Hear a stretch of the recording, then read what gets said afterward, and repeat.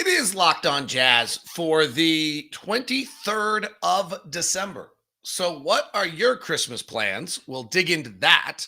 The Utah Jazz offense is the best in the NBA. How good is it really? We'll dig into that as well with a little bit of a breakdown for you.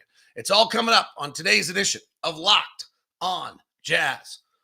Bum bum bum bum bum bum bum bum bum bum bum bum bum pow.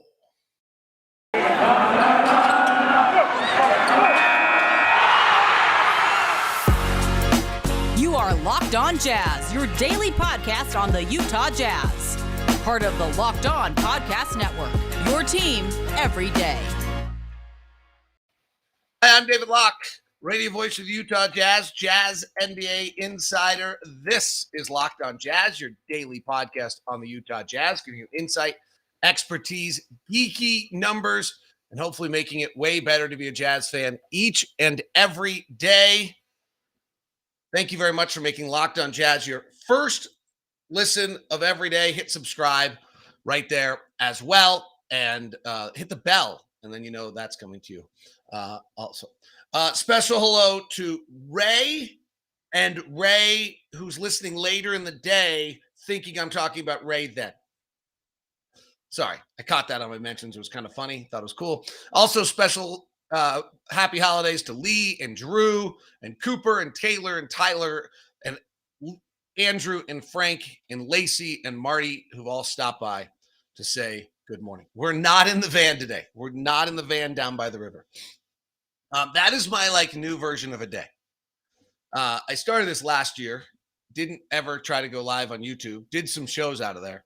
But what I'll do, just so you know, is I'll set the van up. And then I have calls and work for Locked On. But if I get an hour break, in fact, 45-minute break, I'll just go pop out, take 3 or 4 runs, and then come back, take my next set of calls. So yesterday I skied from, about 10:15 to 11, had a call, and then skied again from 12 to 1:15. So that's how I get my runs in. Make the best of it. Hope everyone's doing great. All right, so Christmas Day, the Jazz are scheduled to play. Here's where I think things sit right now for Christmas Day, if you have not followed this. Luka is unlikely to play. Tonight, there's a full docket of games. It's going to be kind of nuts, I think, with all that's going on. There's 12 games, of Portland and Brooklyn are already postponed. The first game is supposed to be, if I have this right, Atlanta at New York. That's a non-ABC window. Boston, Milwaukee plays ABC window. Everything going on that game, no Giannis, but that game seems like it should be okay. Golden State, Phoenix is the next one. And then Brooklyn at LA is the one after that one. That one seems like it could be in doubt. And that's the 8 o'clock Eastern window. Then we play the late night 10:30 Eastern game, which is not on the ABC.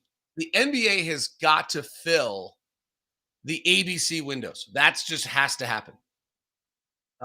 So if any of those games get canceled, what they could do is just slide everything. Like if the Brooklyn LA game gets canceled, then they could just slide all the games back. But that's moving 3 games. They could move Atlanta, New York into that 8 o'clock slot, no Trae Young. Or they could move us up. I mean, ideally, I think they're going to try to move as few games as possible if they need to. But Brooklyn seems like a real possibility to get postponed at this point. They postponed tonight, and we're 2 days away. Maybe people get out of it, and they can fly to LA, and they can get there and get it done. But if they don't get out of health and safety protocols, then that game needs to be covered. So then there's a chance that our 10:30 Eastern game gets moved to 8 o'clock Eastern. The league has said they will not announce this until Christmas Eve. Can you imagine the TV crews, or the amount of people? But so the in-arena staff, all the ushers that have to react, the TV crew that cruise people that has to have people show up, and they show up 4, 5, 6 hours before games. All of a sudden they're showing up, and they're going to find out the night before. Pretty wild world we're living in and all that's going on with it. So Christmas Day game, I'd keep an eye on the news. If you're listening to this, you probably are pretty in tune to these kind of things, but I would also tell your friends. So what are your Christmas plans? I don't know. But we'll see. The Jazz are so far so good. This does seem like it's going to wave through most people at some point, the way its contagion level is. So we'll see. All right. So I was working on some things last night for the game, and I just thought I'd share with you kind of where our offense is. I think it's kind of fun. And for those of you on YouTube, I'll give you. I don't know if this is a treat or not. I don't think I have any swear words in there. This is a little bit of a gamble. I am going to screen share my game notes. Okay. So those of you on YouTube, you actually should have my game notes up in front of you. So I'm going to kind of just run through some of these for you because I think they're pretty interesting.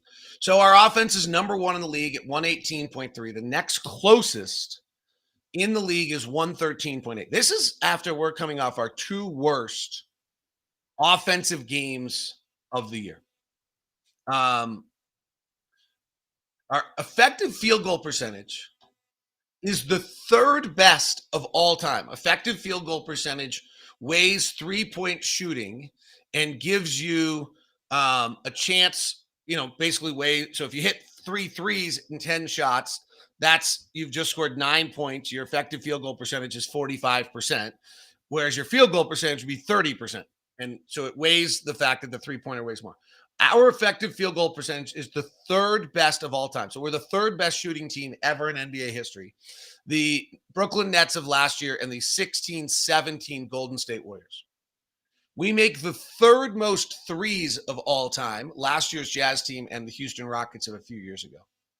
We have the fifth best offensive rating of all time. All of offense has exploded in the league. Offense is way better. It's funny, for all the people who want to complain about the 3-point revolution and this and that. Like, the reason it's going on, and I actually think people are over complaining about it. It's kind of a done deal, is because it actually works. Again, because 3 is more than 2, crazy concept, but it actually works. So the 4 best offenses ever in the history of the game were last year. And those were, I think, Brooklyn, Clippers, Portland, and Utah. So we're the 5th best offense of all time. Now, when you start to compare us against average, which is the league average, we're the 2nd best offense of all time. The Dallas 03-04 team was more points above league average than we are. Since 03-04, that's that one. And then if you do it by the median, that is true as well. We take the most threes in the league, 45.6. I think we take I don't remember that note now. I think we might take the 3rd or 4th. Well, we take the 4th most of all time. The Minnesota Timberwolves take the 6th most of all time.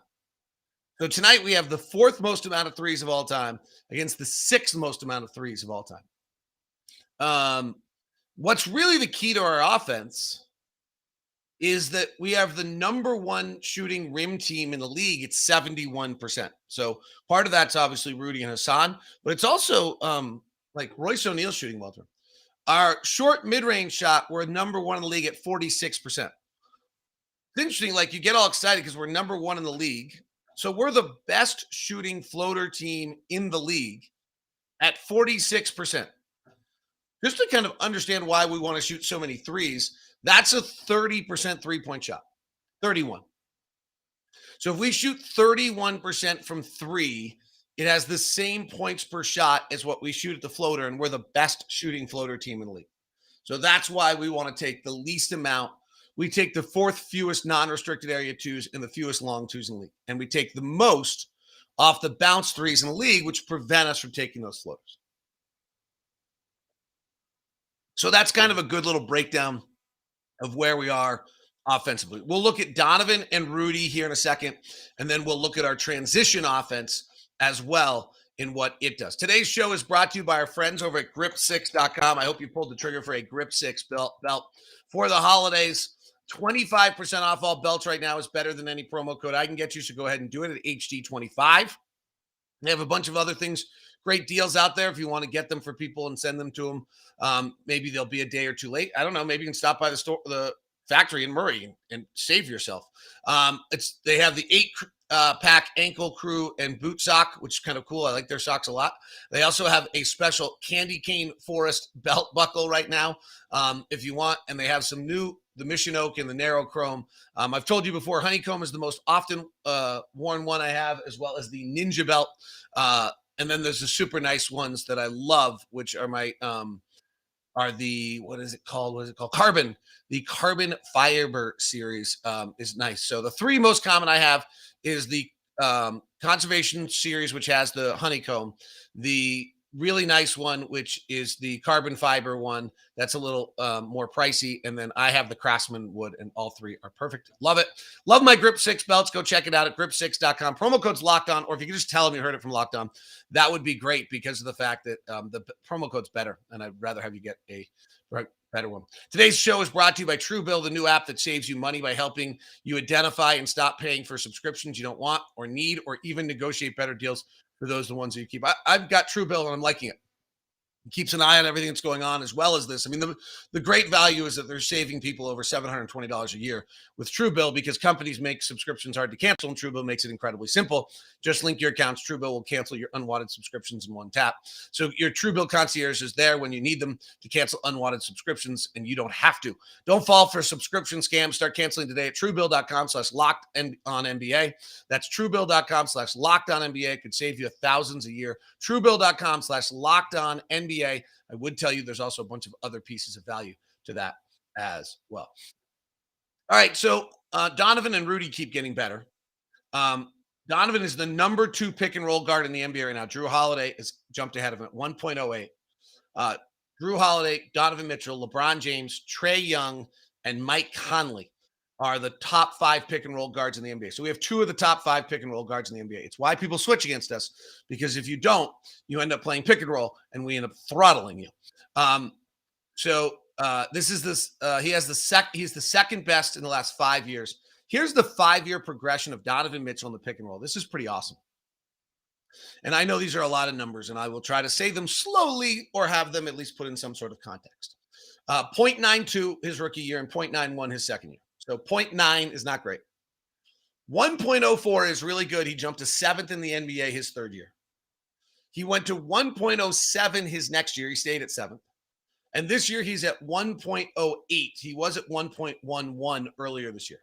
So he's now at 1.08 points per pick and roll. You're just seeing this like jump and this knowledge, and he's getting better and better. It's not just in the pick and roll. His drive game, 0.99 to 0.93 he went backwards his first year. He jumped to 1.0, which was kind of back to his rookie year. Then last year went to 1.05, and this year's at 1.1 on his drives. His isolation game, 0.89, 0.88 is first and second year. This is like the grand myth of the league. Rookies who have great first years don't have good second years. Like, everyone freaked out about Tyler Hero last year, and now he's great again.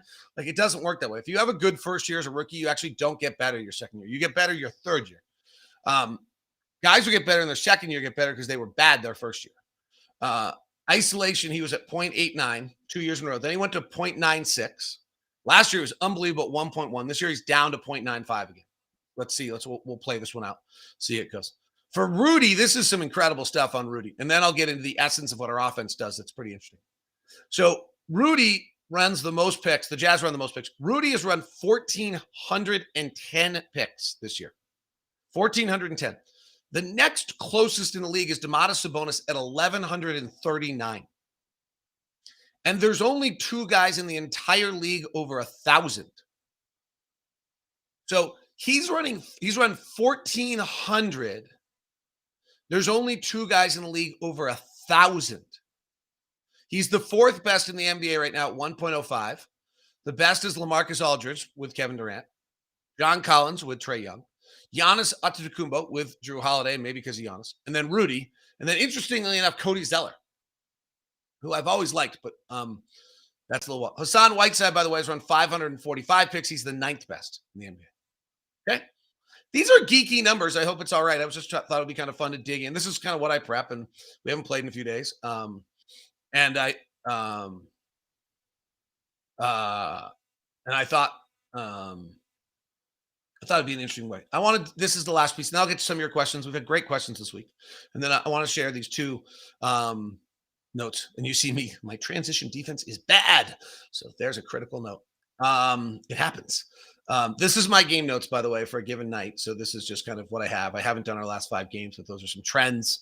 Over here, we're 19-3 if the offensive rating's over 110. We're 17-3 if our effective field goal percentage is over 52. We're 10-1 if our offensive rebound rate's over 32%. We're 15-3 if our defensive rating's under 110. Our last 2 games were the 3rd and 6th worst offensive games we've played this year. So if you're interested, so this is like my game notes, and then these are all the clutch numbers for our career. So if you ever wonder how I have those, and these are all my various notes about our players. And then this is our team profile of how we do various things, lineups, things like that. You know who's doing my stats tonight is my daughter. Pretty cool. Family event tonight. We're short on staff. So my daughter at 16 is going to be my statistician tonight. She's, she'll be in the booth one day, just calling games instead. Maybe she'll be the next Utah Jazz play-by-play announcer. How's that? We'll call it on this day, December 23rd. That would mean that they have to keep me employed for a while. So that would probably be the more prohibitive part of that would be me staying employed rather than her being good enough to do it. I don't have a lot of doubts on her. I got some doubts on me. All right. Here's what's the kind of key to what we do. And it's how we play early. Pretty interesting. So transition offense, we have the number 2 effective field goal percentage in the NBA in transition. Now we have the best, what's interesting about that is we have the number 1 transition field goal percentage in the league, and we have the number 3 ever of all time. 49% of our shots are threes in the first 6 seconds of the shot clock. It's the highest rate in the league, and the median on that, this is kind of incredible, is 36%. So the average team in the league, 36% of their shots are threes, and we take 49% of our shots as threes. Pretty impressive.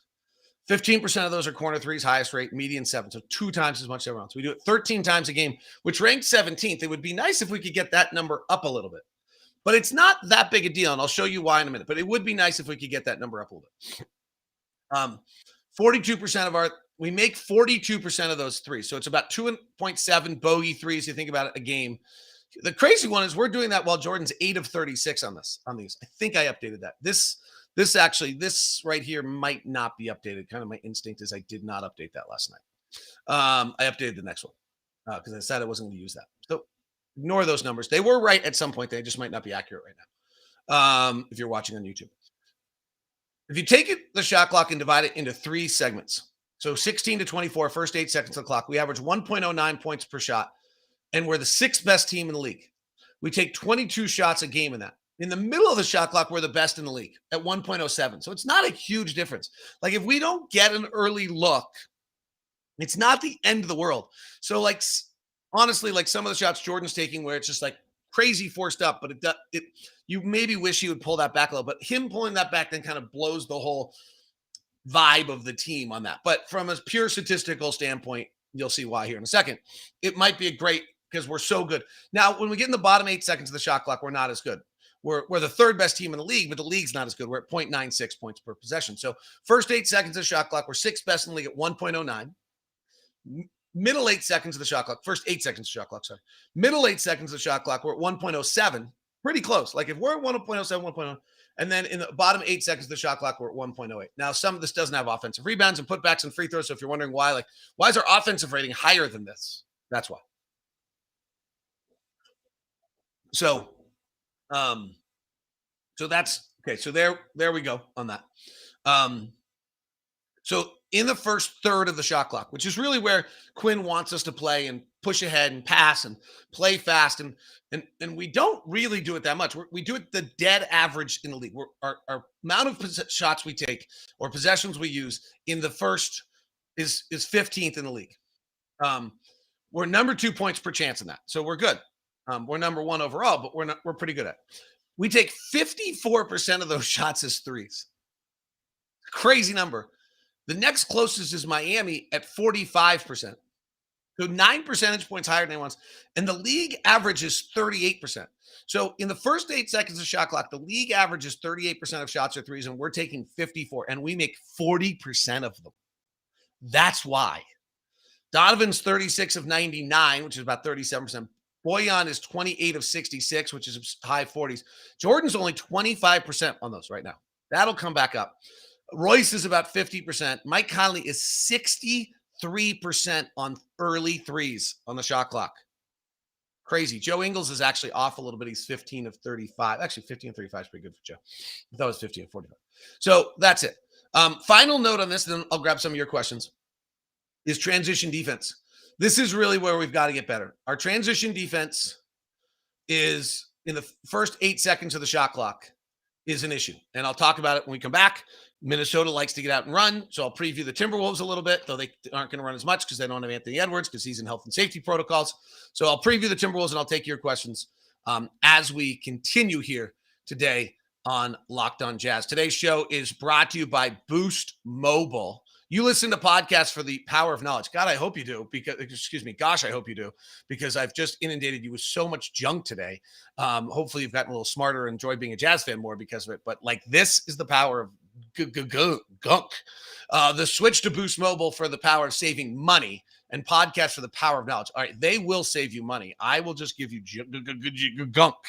I don't know what that is. I just made it up. 3 unlimited data lines for $30 a month per line, and a free 5G phone when you switch, so you can get the latest episodes. All of one of America's largest 5G networks. More power to save. Boost Mobile. Free phone is limited to new customers, 1 per line. Additional restrictions apply. Offers and coverage not available everywhere on all phones and networks. See Boost Mobile for details and get a free Samsung Galaxy A32 5G when you switch to one of America's largest 5G networks. Switch to Boost Mobile and find out. Today's show is also brought to you by Prize Picks. Oh, this is fun for the holidays. Prize Picks, we've been talking about it for months. If you signed up yet, if you use the code NBA, you get a free $50. Yeah, exclusive no-brainer offer for all users. You get up $50 for free.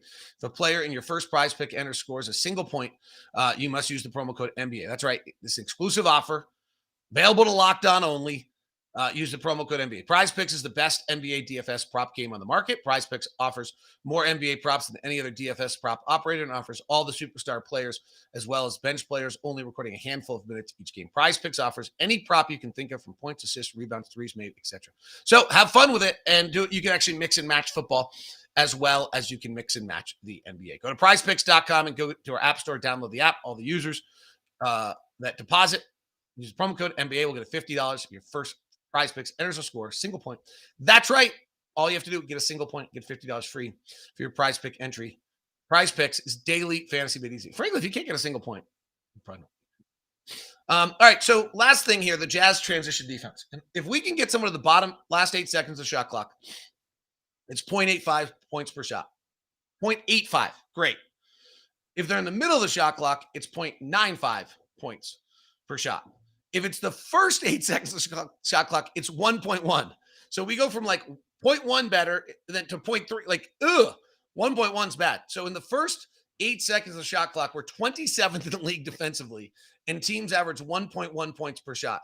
In the 8 to 16, they average 0.95 points per shot, and they're 6th in the league. And then 0.8 on the shot clock, it's down to 0.85. So that's pretty cool to like see that difference. Now, what's important about that is that Minnesota plays the 3rd fewest half-court possessions of any team in the league. Now, Cat doesn't like to run, but Anthony Edwards does, and D'Angelo will push ahead. Now, Anthony Edwards is out tonight. Vanderbilt, who's their second leading rebounder, is out tonight, or at least as of latest. I don't still understand one thing about health and safety protocols. If someone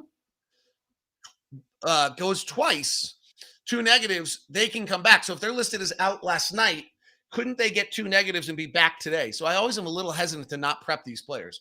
I'll tell you. By the way, I hope you like the new gear for those of you on YouTube. I have the new Locked On shirt. It's kind of cool. We surpassed 10 million listeners in a month, so it has 10 million on the back. And the new Locked On hat for the executive team. All right, let's get to your various questions. I hope your daughter is the next play-by-play way down the road. Love seeing the game notes. Definitely a treat. Thanks, Lacey. She does too. After she's done with 12 other things she says she's going to do in life, because she's 16 and dreams, which is great. From Cody Strickland, good morning. My only question is, I noticed that Donovan Mitchell doesn't like to pass it to open Rudy. Is that a tactic or a concern? I don't think that's actually true. I could go look at it. For years, Donovan has been going too fast to be able to throw the lob. And he's slowed himself down and is working better in the pocket and getting that lob back into his game a little bit more, and he's improving. He's also 6'1". And there was a few years ago, I did research on paint-to-paint assists, So guys who actually were getting assists on balls that were, like drive the basket and drop off. So Trey Young was amazing, crazy, but everybody else was 6'8". Um, uh, so I think that's he size is part of it. Tyler brings this up. I was going to do this as the show today, and I couldn't tell. So 25 minutes into the show, hopefully people are still with us. So gosh, if you did live through those numbers, I'm not sure you still are. Um, there was a great line that said, if we were going to have these COVID protocols, everyone's going to pick some up. It should have been mandatory that you picked up one home legend. So like Joe Johnson signed in Boston, Atlanta would have had to sign him. It'd be mandatory for you to sign like one like legend. So like ours might probably turn out to be like Ronnie Price, who's probably in the best place shape. He's not really a legend. But if our guys end up in COVID protocols for Christmas, who's the guy we can pick up that would most please the TV guys? Like give Karolinko a call. So that's from Tyler. Well, mine would be Brendan Bailey from the Stars, so Thurl could call a game with his kid. That would be really cool because Thurl's kid's on the Stars. So that would be my choice. But it is a fun little concept. Like what so Darren comes out of the boxing ring, probably in still pretty good shape, and come have him ball for a night or two. Like it would be really fun to see who. Like it'd be a fun little thing. You have to bring back a legend in the midst of this to come. Like none of these guys. Well, Joe played last night, right? Didn't Joe? I saw Sean Grande tweeted out that Joe scored for the first time in like 1,300 games or something last night. Yeah, Joe Johnson 2 minutes and scored last night. CJ Miles played 2 minutes last night as well, by the way, for Boston. So hey, this isn't ideal and it's not great. We can have big things, but on the other end, like there's some cool things. Taco Fall got 19 minutes last night and 10 rebounds and has like a moment. Pangos, who's been trying to hang on forever, got 8 minutes for Cleveland last night. There's going to be some guys that get to, Atlanta had some guys play last night. Lance Stevenson played 22 minutes, got a little taste of it again. But there's also some guys in there that are probably going to get an opportunity to do some fun things. By the way, keep an eye. Atlanta's first round draft pick of last year at a USC who's been oft injured and hasn't played a lot. Okungu played last night, and I watched a little bit of it, and he looks really good. He cannot stay on the floor without fouling. He played 19 minutes and committed 5 fouls last night. But he's an interesting player, so keep an eye on him. So anyway, I don't know what Jazz player you'd want to have come back, and maybe it's not that big. I like this. Frank says Trevor Booker would be my call. Trevor Booker's like, I talked to Trevor recently. He's doing all sorts of, I actually talked about doing a podcast. But Trevor's doing all sorts of business stuff and opening various things and entrepreneurial and that. Okay. Oh, just as a statement, I think a pass for the outside to Rudy Dunk needs to be our game winner tie more often. It'd be beautiful to see the last one he did. Yeah, I mean, it depends on time. By the way, on this whole obsession we have about our last second shot clock shots. So I do think there's something with Donovan 6'1". It's hard for him to get it off. Your win probability when you're down with 2 seconds left is like, well, I could probably find it, is like 3%. Like we're really talking about the wrong thing. It's not a particularly reasonable conversation, frankly. Or more than being a reasonable conversation, it's not a particularly. I mean, we're because it's the last play of every night. We're just putting too much emphasis. So, like, if you're down 3 seconds left, and you're down 1, and you have the ball, your win probability is 24%. Like, it's not good. If you're down 2, your win probability is 9%. And if you're down 3, just trying to get to a tie, like this, by the way, that's also why you should shoot a 3 down 2. You should try to win right there because your chances otherwise are not very good.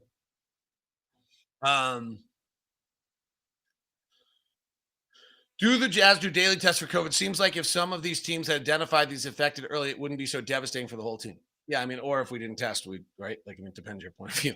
The NBA protocol is changing a little bit as time goes on. Some of the things are getting a little more restrictive on travel and what you're allowed to do on the road and the testing. The Jazz have been pretty, thorough. I particularly am trying to be thorough because I'm working with Ron. So I don't know what the exact policy is on all of it, but I do think that one of the things that's happening is these guys are largely asymptomatic, I think, in many of these cases, and they start testing and everyone has it, which is great. That's why testing is so important, to try to stop it from getting to somebody who it wouldn't be asymptomatic for. So we'll see. All right. Any other, who are the PF and Jazz? I'm not sure. That's probably from my notes, and I don't know what that question is. What other questions do I have before we, Taylor, I was talking to my dad, and he said, if the Jazz decide to make a trade to bring our luxury tax down, who would it be? I thought Bogey would be the guy because Gay and Pascal have played so well. Thoughts? I don't think I don't think we're moving Bogey. Boy, is he deadly right now. He is just so consistent and so solid and so great at what he does. So I don't think so. I think you'll see maybe some stuff around the edges, but I think Ryan and Ashley Smith are willing to be in the luxury tax and understand the burden of that. Have a wonderful day. I'll talk to you tomorrow before Christmas holiday. Let's go Jazz. Have a good one tonight. See you.